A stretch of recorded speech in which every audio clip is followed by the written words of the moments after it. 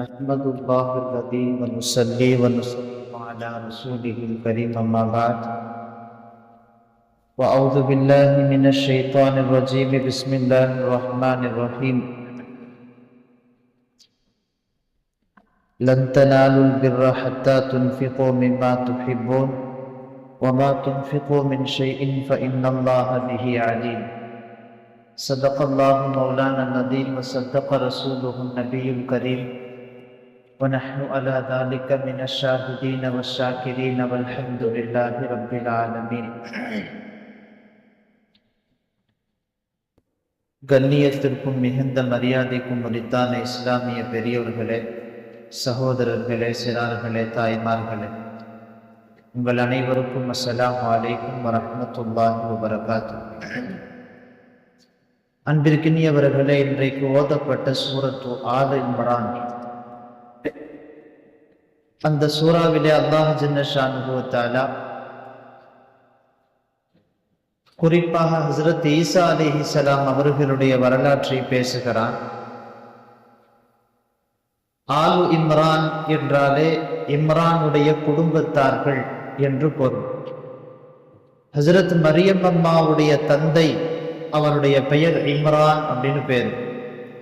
அவருடைய குடும்பத்தை பற்றி, ஹஸ்ரத் மரியம் அம்மாவை பற்றியும் அவர்களுடைய மகன் ஈசா அலைஹிஸ்ஸலாமை பற்றியும் அவர்களுடைய வரலாற்றோடு ஒட்டி வருகிற ஜக்கரியா அலைஹிஸ்ஸலாம் அவர்களுடைய வரலாறு விரிவாக இந்த குர்ஆனுடைய இந்த அத்தியாயத்திலே பேசப்படுவதால் இந்த அத்தியாயத்துக்கு பேரே ஆலு இம்ரான் என்று பெயர். இந்த ஆலு இம்ரான் சூறாவிலே அல்லாஹ் ஜல்ல ஷானுஹு வ தஆலா கிறிஸ்துவர்களுக்கான பதிலடிகள் நிறைய இந்த அத்தியாயத்திலே வசனங்களாக சொல்லப்பட்டிருக்கிறது. அந்த அடிப்படையில் பல்வேறு வரலாறுகளை உள்ளடக்கிய இந்த வசனத்தில் பல்வேறு ஆயத்துகள் இருக்கிறது. அதுல இன்னைக்கு நாம சிந்தனைக்கு எடுத்துக்கொண்ட ஒரு ஆயத்து லன் தனாலுல் பிர்ர ஹத்தா துன்ஃபிகு மிம்மா துஹிப்பூன், 4வது ஜுஸ்னுடைய முதல் வசனம்.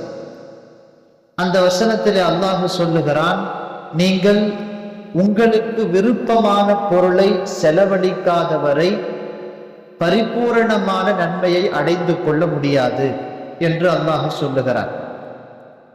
நாம ஒரு இடத்துல ஒரு செலவு பண்றோம், அந்த செலவு செய்யக்கூடிய பொருள் நமக்கு ஆக பிரியமான பொருளாக இருக்க வேண்டும். இந்த வசனம் இறங்கினத்துக்கு பின்னால சஹாபாக்கள் அவர்கள் பொதுவாக எந்த ஒரு வசனமும் இறங்கினதுக்கு பின்னால அதை அமல் செய்யறதுல ரொம்ப ஆர்வமா இருப்பாங்க. அவர்களுக்கு பிரியமான பொருளை செலவு செய்வதற்கு துவங்கினார்கள். பல்வேறு செய்திகளை முஃபஸ்ஸிர்கள் எழுதுகிறார்கள். அதுல ஒரு சில வரலாற்று குறிப்பை மட்டும் நான் பாடத்திற்காக சொல்லுகிறேன். ஹஜ்ரத் உமர் ரலியல்லாஹு அன்ஹுடைய வரலாறுல வருது, அவர்கள் ஹஜ்ரத் அபூ மூஸல் அஷ்அரி ரலியல்லாஹு அன்ஹு அப்படின்னு சொல்லி ஒரு சஹாபி, மிஸ்ர் தேசத்தினுடைய கவர்னராக உமர் ரலியல்லாஹு அன்ஹுடைய காலத்தில் நியமிக்கப்பட்டிருந்தவர்கள். அவங்கள்ட்ட ஒரு அடிமை பெண் இருந்தார். ரொம்ப அழகாக, பார்ப்பதற்கும் அழகாக, புத்தி கூர்மையுள்ள, எந்த ஒரு வேலையையும் மிக கச்சிதமாக செய்து முடிக்கிற ஒரு நல்ல அடிமை ஒருவள் இருக்கிறார். அந்த அடிமையை ஹஜ்ரத் உமர் ரலியல்லாஹு அன்ஹு அவர்கள் ஹஜ்ரத் அபூ மூஸல் அஷ்அரி ரலியல்லாஹு அன்ஹுட்ட அதிகமான காசு கொடுத்து அந்த அடிமையை வாங்குகிறார். வாங்கி அந்த அடிமையை முழுவதுமாக பார்க்கிறார்கள். பார்த்த உடனே ஹஜ்ரத் உமர் ரலியல்லாஹு அன்ஹுக்கு இந்த ஆயத்து நினைவுக்கு வருகிறது. லன் தனாலுல் பிர்ர ஹத்தா துன்ஃபிகு மிம்மா துஹிப்பூன். இந்த ஆயத்து நினைவுக்கு வந்தவுடன் நமக்கு ஆக பிரியமாக இருக்கிற இந்த பொருளை அல்லாஹ்வுடைய பாதையில செலவு செஞ்சிடணும். உடனே உரிமை விட்டார். இந்த வார்த்தை சொல்லியே விட்டார், அல்லாஹுவுக்காக வேண்டி, லிவஜ்ஹில்லாஹ், அல்லாஹுவுக்காக வேண்டி உன்னை நான் உரிமை விட்டு விட்டேன். அந்த மாதிரி சஹாபாக்கள் இந்த ஆயத்தை வைத்துக் கொண்டு அவர்களுக்கு பிரியமான பொருளை அல்லாஹ்வுடைய பாதையில சதக்கா செய்ய தொடங்கினாங்க. ஹஜ்ரத் ஸைத் இப்னு ஹாரிஸா, ஹஜ்ரத் ரசூல் ஸல்லல்லாஹு அலைஹி வஸல்லம் வளர்ப்பு மகன், அவங்கள்ட்ட ஒரு குதிரை இருந்துச்சு. அந்த குதிரை போர்க்களங்களில், பல்வேறு போர்க்களங்களில் நல்ல வீரியமாக செயல்படக்கூடிய குதிரை என்று பெயர் வாங்கிய குதிரை. அந்த குதிரை ஸைத் இப்னு ஹாரிஸா ரலியல்லாஹு அன்ஹுட்ட இருக்குது. இந்த ஆயத்து இறங்கின உடனே ஸைத் இப்னு ஹாரிஸா ரலியல்லாஹு அன்ஹு அந்த ஒட்டகத்தை கொண்டு வந்து, அந்த குதிரையை கொண்டு வந்து ரசூலுல்லாஹ்ட்ட, இது அல்லாஹ்வுடைய பாதையில நான் சதகா செஞ்சுட்டேன், அந்த ஆயத்தை அமல்படுத்தி நான் கொடுத்து விட்டேன், இது எனக்கு ரொம்ப பிரியமான பொருள்னு கொடுத்தார். ரசூல் ஸல்லல்லாஹு அலைஹி வஸல்லம் அவர்களினுடைய அந்த குதிரையை வாங்கி அவர்களுடைய மகன் ஸைத் இப்னு ஹாரிஸாவுக்கு ஒரு மகன் இருந்தாங்க, உஸாமத் இப்னு ஸைத்னு அவங்களுக்கு பேர். நீங்க வரலாற்றிலே படித்தவர்களுக்கு தெரியும், நபிகள் நாயகத்தோடு அதிகமாக தன்னுடைய பேரன் என்ற அந்த பட்டப்பெயரோடு அவர்கள் ரசூலுல்லாஹ் கூடவே அந்த சஹாபியை வச்சிருந்தாங்க. உஸாமத் இப்னு ஸைத் ரசூலுல்லாஹ்வுடைய பல்வேறு சந்தர்ப்பங்களில் நாயகத்தோடு இருந்த சஹாபி. அந்த சஹாபிக்கு இந்த குதிரையை கொடுத்துட்டாங்க. ஸைத் இப்னு ஹாரிஸா ரலியல்லாஹு அன்ஹுடைய உள்ளத்துல ஒரு சின்ன நெருடல். என்னன்னா, நாம கொடுத்த இந்த குதிரை திருப்பியும் நம்முடைய பையனுக்கே வந்துருச்சு. கிட்டத்தட்ட நாம் செய்த சதகா மீண்டும் என்னுடைய வீட்டுக்கே வந்து விட்டதை போல் தெரிகிறது அப்படின்னு சொல்லி அவங்களுடைய மனசுல ஒரு வருத்தம். அந்த வருத்தம் பொதுவா ரசூலுல்லாஹ் மனசை முகத்திலேயே படிச்சிருவாங்க. அந்த சஹாபியினுடைய முகத்தை பார்த்த உடனேயே புரிந்து கொண்ட ரசூல் ஸல்லல்லாஹு அலைஹி வஸல்லம் அந்த சஹாபிட்ட சொன்னாங்க, உங்களுடைய சதக்காவை அல்லாஹ் ஏற்றுக்கொண்டான், நீங்க கொடுத்த சதக்கா அல்லாஹ்ட்ட மக்பூல் ஆயிடுச்சு. அதற்கு பின்னால் என்னுடைய புறத்திலிருந்து உஸாமாவுக்கு நான் அதை சதக்காவாக அவருக்கு ஹிபத்தாக அன்பளிப்பாக நான் கொடுத்தேன் என்று நாயகம் ஸல்லல்லாஹு அலைஹி வஸல்லம் அவர்கள் அந்த சஹாபியை ஆசுவாசப்படுத்திய, சமாதானப்படுத்திய வரலாற்று குறிப்பு வரலாறுல வருது. அந்த மாதிரி நிறைய வரலாறு குறிப்பு. அதுல ரொம்ப முக்கியமா இந்த ஆயத்துக்கு கீழே முஃபஸ்ஸிர்கள், எல்லா முஃபஸ்ஸிர்களும் எழுதுற ஒரு வரலாற்று குறிப்பு, அபூ தல்ஹா ரலியல்லாஹு அன்ஹு அப்படின்னு சொல்லி ஒரு சஹாபி. அந்த சஹாபிக்கு மஸ்ஜிது நபவியினுடைய ஆப்போசிட்ல எதிரில் ஒரு தோட்டம் இருந்துச்சு, பெரிய தோட்டம். அந்த தோட்டத்தில் பிஹ்ரு ஹா என்ற பெயரில் ஒரு கிணறு இருந்தது. ஹா அப்படின்னு அந்த கிணறுக்கு பேர். பிஹ்ருன்னா அரபியில கிணறுன்னு அர்த்தம். ஹா என்ற பெயரில் ஒரு கிணறு இருந்தது. அந்த கிணற்றினுடைய தண்ணீர் சஹாபாக்களுக்கு ரொம்ப பிரியமான தண்ணீர். ஹஜ்ரத் அனஸ் ரலியல்லாஹு அன்ஹு அறிவிக்கிறாங்க, ஹஜ்ரத் ரசூல் ஸல்லல்லாஹு அலைஹி வஸல்லம் அவர்கள் அதிகமாக அசலுக்கு பின்னால் கொஞ்சம் ஓய்வெடுப்பதற்காக வேண்டி வாக்கிங் மாதிரி ரசூலுல்லாஹ் அந்த தோட்டத்துக்கு போவாங்க. அந்த தோட்டத்திற்குள்ளே போய் அந்த தோட்டத்துக்குள்ள போகும்போதெல்லாம் ரசூலுல்லாஹ் அந்த கிணற்றினுடைய தண்ணீரை வாங்கி குடித்து விட்டு வருவார். அந்த கிணற்றினுடைய தண்ணீர் ரொம்ப மதுரமாக, ஒரு விதமான வாசனை கூட அந்த தண்ணீரில இருந்து வந்து கொண்டிருந்தது என்று அனஸ் ரலியல்லாஹு அன்ஹு சொல்றாங்க. ரொம்ப நல்லா இருக்கும் அந்த தண்ணி. அப்படிப்பட்ட பிரியமாக இருக்கிற அபூ தல்ஹாவுக்கும் மற்ற எல்லா சஹாபியும் பிரியப்படுற அந்த கிணற ரசூல் ஸல்லல்லாஹு அலைஹி வஸல்லம் அந்த அபூ தல்ஹா ரலியல்லாஹு அன்ஹு சொல்றாங்க, இந்த முழு தோட்டத்தையும் நான் அல்லாஹ்வுடைய பாதையிலே கொடுத்து விடுகிறேன். அந்த கிணறும் அந்த தோட்டத்துல தான் இருக்குது. வரலாற்றுடைய வேறு சில அறிவிப்புகள்ல வருது, ஹஜ்ரத் அபூ தல்ஹா ரலியல்லாஹு அன்ஹு அவங்களுக்கு பிரியமான அந்த தோட்டத்துல நின்று ஒரு தடவை தொழுதுட்டு இருக்கிறாங்க. தொழுது கொண்டு இருக்கிற போது ஒரு அழகான குருவி அந்த தோட்டத்துக்குள்ளே வந்து விட்டது. அந்த குருவி அது பறந்து கொண்டு பல்வேறு மரங்கள்ல செடிகள்ல போய் உட்காருது. தொழுதுட்டு இருக்கிற சஹாபி அபூ தல்ஹா ரலியல்லாஹு அன்ஹு அவங்க தொழுகையில இருந்து அந்த குருவி போற பக்கம் எல்லாம் அவங்களுடைய பார்வை போயிருச்சு. தொழுகையில் தன்னுடைய சிந்தனையை மாற்றிவிட்ட இந்த தோட்டம், அது நமக்கு எவ்வளவு பிரியமானதாக இருந்தாலும் இது அல்லாஹ்வுடைய பாதையில் நான் கொடுத்துட்றேன்னு சொல்லி ரசூல் ஸல்லல்லாஹு அலைஹி வஸல்லம் கொடுத்ததாக வேறு சில அறிவிப்புகள்ல வருது. பெரும்பாலான அறிவிப்புகள்ல இந்த ஆயத்து இறங்கியதற்கு பிறகு லன் தனாலுல் பிர்ர ஹத்தா துன்ஃபிகு மிம்மா துஹிப்பூன், உங்களுக்கு பிரியமானவற்றை நீங்கள் அல்லாஹ்வுடைய பாதையில் செலவழிக்காத வரை உங்களுக்கு அதனுடைய பரிபூரணமான நன்மை கிடைக்காது என்கிற இந்த ஆயத்து இறங்கினதுக்கு பின்னால அந்த தோட்டத்தை கொண்டு வந்து ரசூலுல்லாஹ்ட்ட இதை நான் அல்லாஹ்வுடைய பாதையில கொடுத்துட்டேன்னு கொடுத்தார். ரசூலுல்லாஹ் சொன்னாங்க, ரொம்ப பிரியமான தோட்டம், அந்த தோட்டத்தை நீ அல்லாஹ்வுடைய பாதையில கொடுக்கிறத விட பொதுமக்களினுடைய பொது பயன்பாட்டிற்கு சதக்காவாக கொடுப்பதை விட உன்னுடைய குடும்பத்தில் இருக்கக்கூடியவர்களுக்கு அதை நீ பிரித்து கொடுத்து விடுன்னு சொன்னாங்க ரசூலுல்லாஹ். அதே மாதிரி அபூ தல்ஹா ரலியல்லாஹு அன்ஹு அந்த தோட்டத்தை அவங்களுடைய சொந்த பந்தங்கள், குறிப்பாக தன்னுடைய சச்சா பையன், பங்காளின்னு சொல்றோம்ல தமிழ்ல, அவர்களுக்கு எல்லாம் அந்த தோட்டத்தை பிரித்து கொடுத்ததாக வரலாற்று குறிப்பிலே தஃப்சீர்கள்ல வருது. இந்த அபூ தல்ஹா ரலியல்லாஹு அன்ஹுவினுடைய வரலாற்றுல இருந்து நிறைய பாடங்கள், அதுல ஒரு 3 செய்தி சொல்லி நான் பயான் முடிச்சிடுறேன்.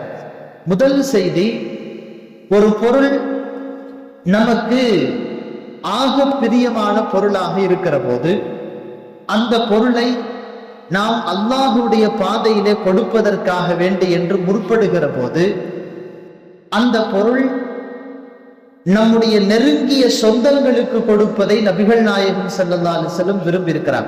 நிறைய பேர் ஊருக்கெல்லாம் பெரிய கொடையாளின்னு இவருக்கு பேர் இருக்கும். ஆனா இவருடைய சொந்தத்துல தன்னுடைய சொந்த அக்கா, சொந்த தங்கச்சி, சொந்த சகோதரர்கள் அவங்க கஷ்டத்துல வாடிட்டு இருப்பாங்க. இவர் ஊருக்கு ஃபுல்லா பெரிய கொடையாளி என்று இவர் பேசப்பட்டிருப்பார். ரசூல் ஸல்லல்லாஹு அலைஹி வஸல்லம் சொல்றாங்க, நீ ஊருக்கெல்லாம் கொடுக்கறத விட உன்னுடைய வீட்டில் இருக்கக்கூடியவர்களை முதலில் கவனி. இப்ப இந்த ரமலானுடைய மாசத்துல நாம் எல்லாம் நிறைய நன்மையான காரியங்களை செய்வதற்கு முற்படுகிற அந்த தருணங்களில் நிறைய சதகா, தான தர்மம், நிறைய நம்முடைய உதவிகள் என்பது இருக்கிறது. இந்த தருணங்களில் நம்முடைய குடும்பத்தில், நெருங்கிய சொந்தத்தில், நம்முடைய அத்தாவுடைய சொந்தம், நம்முடைய அம்மாவுடைய சொந்தம், அவர்களுடைய உடன்பிறப்புகள், அவர்களுடைய பிள்ளைகள், அவங்கள யாரெல்லாம் சிரமப்படுறாங்களோ, கஷ்டத்தில் இருக்கிறார்களோ அவர்களுக்கு நம்முடைய பொருள்கள் முதலில் தரப்பட வேண்டும். இரண்டாவது செய்தி, நம்முடைய பொருள் நாம் பிரியப்பட்டு கொடுக்கக்கூடிய சமயங்களில் யாருக்கு கொடுக்கிறோம் என்பதை விட எந்த மனநிலையில் கொடுக்கிறோம் என்பதை அல்லாஹ் பார்க்கிறார். நம்முடைய சொந்த பந்தங்களுக்கு கொடுத்தாலும் அல்லாஹுவுக்காக என்கிற எண்ணத்தில் கொடுத்து விட்டால் அதனுடைய நன்மை என்பது எக்கச்சக்கமா நன்மை கிடைக்கும். மூணாவது செய்தி, ரொம்ப முக்கியமான செய்தி, அல்லாஹ் ஜல்ல ஷானுஹு வ தஆலா நம்முடைய அமல்களின் விஷயத்தில் நம்முடைய உள்ளத்தை தான் பார்க்கிறானே ஒழிய நம்முடைய செயல்களை பார்ப்பதில்லை. நான் என்னுடைய மனைவிக்கு கொடுக்க வேண்டிய காசு, அவளுடைய ஹக்க நான் கொடுக்கிறேன்னு வைங்களேன், என்னால அவ்வளவுதான் செய்ய முடியும். அதை நான் கொடுக்கிற போதும் இதை அல்லாஹுவுக்காக செய்கிறேன். தன்னுடைய சொந்த அண்ணன் தம்பிக்கு, தன்னுடைய சொந்த பிள்ளைக்கு நீங்கள் எதையாவது கொடுப்பதாக இருந்தாலும் இதை அல்லாஹுவுக்காக கொடுக்கிறேன் என்கிற எண்ணத்தோடு கொடுக்கிற போது அந்த நன்மை என்பது ஒரு சிறப்பு வாய்ந்த நன்மையாக இருக்கும் என்பது இந்த வரலாற்றிலிருந்து நமக்கு தெரியும். முக்கியமா நம்முடைய உள்ளத்தினுடைய எண்ணங்களை தான் அல்லாஹ் பார்க்கிறான். இஹ்லாஸான எண்ணத்தோடு கொடுக்கணும். ஒரு பொருள், பிரியமான பொருளை நான் கொடுக்கிறேன் அப்படின்னு சொன்னா அதுக்கு என்ன அர்த்தம்? தஃப்சீர்ல எழுதுறாங்க, நம்மிடத்துல எக்கச்சக்கமான பொருள் இல்லை, இருக்கிறது ரொம்ப கம்மியான பொருள் தான். அதுல இருந்து நாம நம்முடைய தேவை இருக்கிற நிலையில் அந்த பொருளை நாம எடுத்து கொடுக்கிறோம். ஒரு பொருள் எனக்கு இது தேவை, தேவையாக இருக்கிற ஒரு பொருளை அடுத்தவர்களுக்கு நான் எடுத்து கொடுக்கிற போது அதனுடைய நன்மை ரொம்ப அதிகமானது. சஹாபாக்களுடைய வரலாறுல நீங்க அப்படிதான் அவங்களுடைய வரலாறுல பார்க்க முடியும். அல்லாஹ் குர்ஆன்ல கூட சொல்றான், வயுஸிரூன அலா அன்ஃபுஸிஹிம் வலவ் கான பிஹிம் ஹஸாஸா. அவங்களுக்கு நெருக்கடியான வாழ்க்கையாக இருந்தாலும் அடுத்தவங்க விஷயத்துல அவங்க கவனம் செலுத்துவாங்க. நம்ம வரலாறுல படிக்கிறோம் இல்ல, போர்க்களத்தில் தண்ணீருக்காக தவித்து கொண்டிருக்கிற ஒரு சஹாபி, அவர்கிட்ட போய் ஒருத்தர் தண்ணி கொடுக்கிறாரு. அவர் பக்கத்திலே தவித்து கொண்டிருக்கிற ஒருவருக்கு கை காட்டுகிறார். அவர்கிட்ட போனா அவர் அதுக்கு பக்கத்துல இருக்கிறவருக்கு கொடுங்கன்னு சொல்றாரு. தன்னை விட தன்னுடைய சகோதரன் அவரை முற்படுத்துகிற அந்த சூழல் சஹாபாக்கள்கிட்ட இருந்துச்சு. ஒரு பொருள் எனக்கு தேவையாக இருக்கிற பொருள், அந்த பொருளை அடுத்தவங்களுக்கு கொடுக்கும் போதுதான் அதனுடைய நன்மை ரொம்ப அதிகமாக இருக்கும். அபூ தல்ஹா ரலியல்லாஹு அன்ஹு அவர்களுக்கு வரலாற்றிலே வருகிறது, அந்த ஒரு தோட்டம் தான் இருந்துச்சு. அவங்களுக்கு தேவை அதிகமாக அந்த தோட்டத்திலே இருந்தது. இருந்த போதிலும் அந்த தோட்டத்தை அவர்கள் அல்லாஹுவுக்காக என்று கொடுத்தார்கள் இல்லையா? அப்ப அவங்களுடைய வரலாறு இன்னைக்கு வரைக்கும் தஃப்சீர்ல பேசப்படும். இப்போ நம்முடைய பொருள்களை, பிரியமான பொருள்களை கொடுக்கறதுன்னா என்ன அர்த்தம்?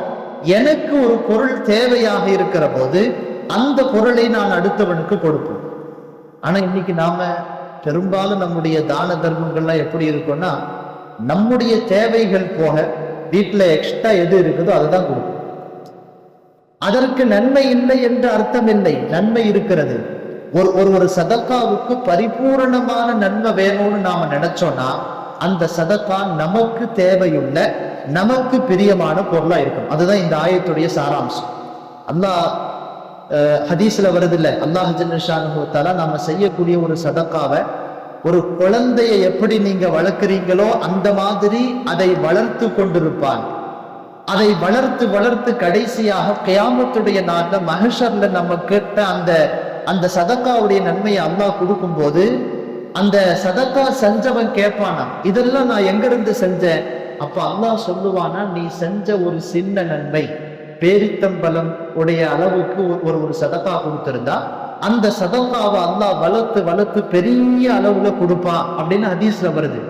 அப்படி நம்முடைய நன்மைகள் பன்மடங்குகளாக பரிபூரணமாக கிடைக்க வேண்டும் என்றால் இந்த ஆயத்தில் அல்லாஹ் சொல்றான், அப்படி நீங்க உங்களுக்கு நன்மை கிடைக்கணும்னு நினைச்சா உங்களுக்கு பிரியமானதை கொடுங்க. நமக்கு பிரியமில்லாத பொருளை நாம கொடுத்தோம்னு சொன்னா நன்மை கிடைக்காம போறதில்லை. நாம அப்படிதான் நிறைய சதக்கா செய்யறோம், அதனால அதை நாம நிறுத்திடக்கூடாது. அப்படி நாம் செய்யக்கூடிய சதக்காவில் கிடைக்கக்கூடிய நன்மையை விட பரிபூரணமான நன்மை என்பது நமக்கு பிரியமான பொருள். நாம இப்ப இந்த சாப்பாடை சாப்பிட போறோம், ஒருத்தர் வெளியில வந்து பிச்சை கேட்கிறார், ஒருத்தர் யாசகம் கேட்கிறார், அவருக்கு அந்த பொருளை தூக்கி கொடுக்கிறோம். அப்படி நாம் கொடுக்கக்கூடிய சமயத்தில் கிடைக்கக்கூடிய நன்மை என்பது பரிபூரணமாக இருக்கும் என்பதைத்தான் அல்லாஹ் இந்த வசனத்திலே சொல்லுகிறான். எல்லாம் அந்த அல்லாஹ் ஜல்ல ஷானுஹு வ தஆலா அப்படிப்பட்ட சதக்காவாக நம்முடைய சதக்காவை ஆக்கி தந்தல் புரிவானாக.